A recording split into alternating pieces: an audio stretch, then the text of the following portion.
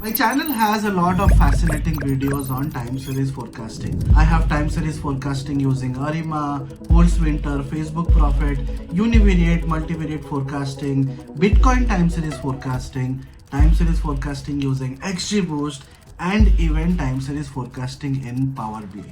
Can we do time series forecasting in Tableau? The quick answer is yes, and how to do that is going to be taught in this particular video. Just a disclaimer that this particular video is part of my Tableau paid course. You know how I teach data analytics, how I teach different topics. I have end-to-end videos on Power BI and SQL. And in case you also like the way I teach Tableau, especially if you like this particular video, I can give you my entire Tableau course for free. What I need from you is participation in this video, like, share and subscribe the channel, and share this video with as much people as possible.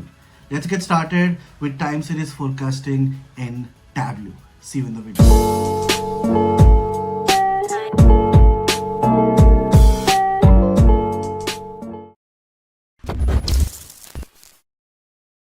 Hi. In this class, we will be learning about how forecasting works in Tableau. Now, before letting you know how forecasting works in Tableau, let me tell you something about time series. Now, forecasting. What is forecasting? Forecasting means when you are doing some sort of predictions. Let's say you have your city's temperature data from the past 2 years. And what if somebody asks you, hey, can you do a forecasting for the next 2 months or forecasting for the next 1 month and see how the weather is going to be? Well, some sort of predictions on a time series data is basically called as time series forecasting. And forecasting in Tableau is very simple to do. When it is about time series data, what is time series? Of course, this class will only be concerned about how do we perform these activities in Tableau. But if you don't know the basics, this class might not be very helpful for you. So in case you are completely beginner in terms of time series data or time series analysis, I will definitely recommend you to go ahead and learn different concepts of time series and then come back to this video. So time series analysis is basically when you are dealing with time data. Now, if I go back to machine learning, there are concepts like classification and regression, right? Classification means when you are classifying something, churned versus not churned, fraud versus not fraud, diseased versus non-diseased. And regression is basically when you are predicting some numerical attributes. Let's say somebody asks you to predict the price of your flat, given some conditions like your flat is available here, there are 2 bedrooms, the area is this, the different features are this and that. Can you do a prediction on the area? These are your regression problems. But time series problem is something which is related to regression problem, but they are completely different. When you are dealing with a time series data, that means your data has to have time data, or time has to be one of the features, and it should be in equal intervals. Let's say you are capturing your data every day or every hour or every month. These kind of data where from data point 1 to data point 2, the difference is maintained across your data sets. So the time difference, the time intervals are well maintained. That makes a regression problem a time series problem. And we call it as a time series problem because time is one of the most important factors in that problem. And when it comes to time series, there are various time series algorithms. Again, as I told you, it's going to be a lot of concepts, a lot of understanding, which you need to go through this class. But I will give you a brief idea about the different time series algorithms so that you can quickly do a Google search, understand few lines about the algorithm, and then get started with this exercise. So there are various time series algorithms. ARIMA, ARIMA. AR basically means auto-regressive, integrated moving average model. Facebook Profit, LSTMs, long short-term memory, Holtz-Winter linear, Holtz-Winter exponential smoothing, And there are various other algorithms that exist that deal with time series data. Now, when it comes to Power BI, Power BI has its own algorithms, seasonal and non-seasonal algorithms, and that's how it internally does the forecasting. Similarly, in Tableau, we will try to understand what is the technique that is used in Tableau and how does it does the forecasting. And of course, we will also take an example of a practical application of a data set, and we will see how to perform the forecasting. Simple. Now, forecasting in Tableau uses a technique known as exponential smoothing.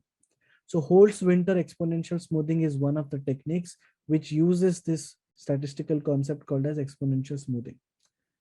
I'm pretty much sure if you want to know the back end of it, how the exponential smoothing works, definitely you have to do some reading.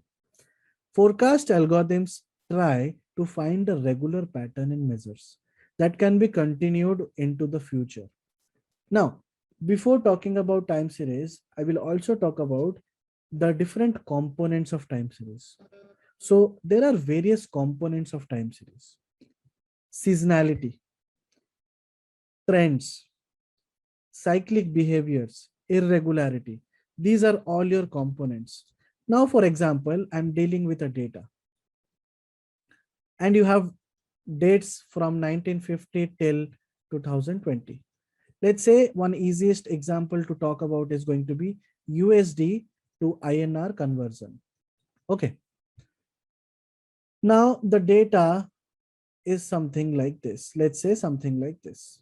That means in 1950, let's say USD to INR, maybe one USD was 35 rupees. Now it is 75 rupees. I'm just giving some arbitrary numbers. Now you can see from this graph, it is quite seen that there is a trend. That means the values are increasing. So trend is one of the components in time series. Similarly, let's say there is a data like this. Something like this, something like this, something like this, something like this. Now you can see in this data, you can see some spikes after every interval. There could be because of some seasons, right?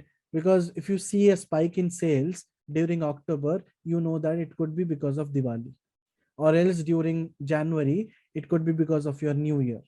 So these are all your seasonal components, right? Seasonality. Similarly, there is another component called as cyclic. That means after a particular cycle, that event happens. And another component of time series is going to be irregularity. That means, let's say there is a data like this. Sorry, my bad. There was some mistake, but you can see there are some drops, there are some spikes at irregular intervals. Those are called as irregularity. So once you understand about the different components, that will help you understand in creating the forecast. Okay. So I'll not go in depth. You can probably search Tableau forecasting. You will definitely get this blog, read about it, and you will have some better understanding on forecasting algorithms.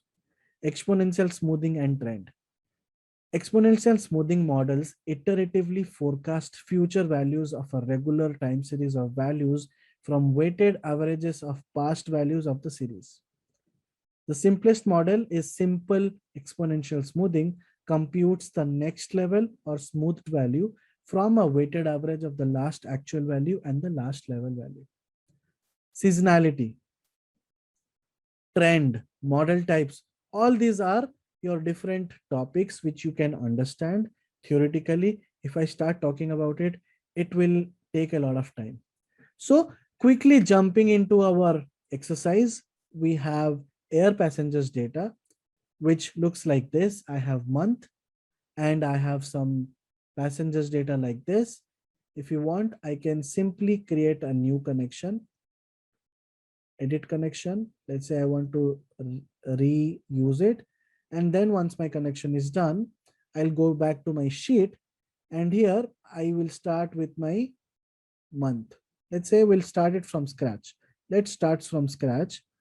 We'll create a new Tableau workbook. and then we'll start. Okay, so here I will start with text file because my air passengers data is a CSV file. So I'll use it. And you can see by default, when I am extracting the data, by default month is used as a string value and passengers is integer. So I'll go to sheet. First thing is, in order to enable your time series forecasting. So let's say I will select my month and air passengers. Let's say month in my columns and air passengers in my rows. If I go to show me, you can see that my time series, this particular chart is not enabled. Why? Because this chart is only enabled for time series data or data where it is understandable that your x-axis is basically a date object. So in order to do that, click on this ABC and change it to date. The moment you change it, by default, your graph is changed to a line chart. Now, if I'll disable the show me button, and this is how my graph looks like. Okay, now everything is done. I have my data. How can we start forecasting? As I told you, Tableau is one of the BI tools, right? Business intelligence tools that makes your life so easier. So forecasting in Tableau is just few clicks. When it comes to Python, you have to write a big code. Of course, if I start talking about the differences in Python and Tableau, definitely there is a better scope of creating a better forecasting model in Python because you have the flexibility to write your own code, implement multiple libraries, test your models. But in Tableau, we just have to use the existing algorithms, right? So I'll quickly go to this analytics pane, click on it, and then, okay, my date is ready. So, okay, I'll click on this one. Okay, so this is basically one chart and this is also another chart. So I'll click on this one and then I'll go to analytics. And here I want to use the forecast. So upon double clicking, I will be able to see the forecast. You can see double click, I'm able to see the forecast. Now, this forecast is on yearly data, right? That means yearly data has been accumulated. I don't need it on the yearly data. I'll simply change it to quarter and month. So I'll change it to month. And on monthly data, you can see this is my forecast. Now, there are multiple things to talk about. If I'm hovering around that forecasted value that looks in a lighter shade, you can see three attributes. Forecast indicator is estimation. Month of month is Feb 1961. And you can see different data points are there. And number of passengers are also, changing from data point to data point. My original data is still November 1960. And you can see I have the forecast till my December 1961. Now, why do we see a lighter shade here? By default, when you are using forecast, it basically tells you that if I zoom it,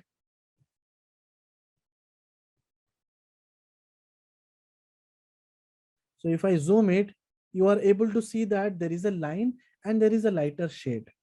That lighter shade is nothing but, let's say, we'll talk about this point. So at May 1961, my forecasted value is 507. But with 95 confidence, we can see that it lies between this range of light shades. Why 95% confidence? This is how the forecasting algorithms are written in Tableau. By default, it takes 95% of confidence. If you want 99% confidence, or if you want to change the confidence, click anywhere on this shade, right click, go to forecast options, and here you will be able to see the forecast options. If your question so far in your mind was automatically, how can I see 13 months of forecast? Because that's what automatically is done by Tableau. You can definitely change it. exactly, if you want exactly 12 months,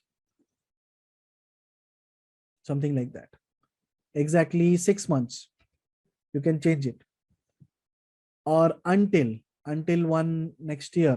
All these things are configurable. Source data is aggregate by automatic months, ignore last 1 month.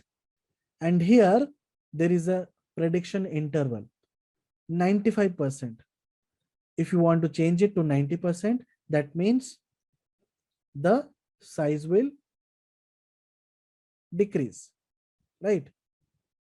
And if you want to change it to 99%, the width will increase. You can just note down at this particular point, if I change it, the width is increasing, right?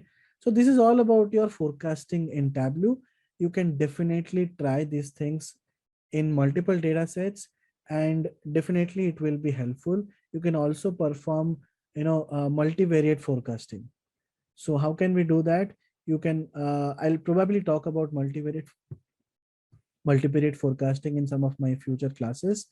This is all about the basics of forecasting in Tableau. I hope you had a good session, you understood it.